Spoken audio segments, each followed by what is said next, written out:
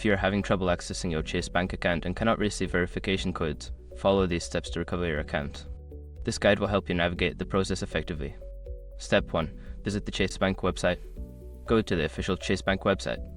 Look for the Sign In option and click on it to access the login page. Step 2. Click on Forgot Username/Password.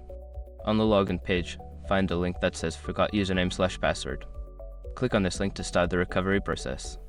Step 3. Provide account information.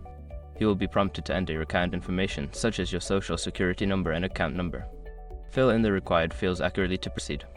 Step 4. Choose recovery options. Since you cannot receive verification codes, select alternative recovery options provided by Chase. This may include answering security questions or receiving a phone call to a registered number. Step 5. Follow the instructions.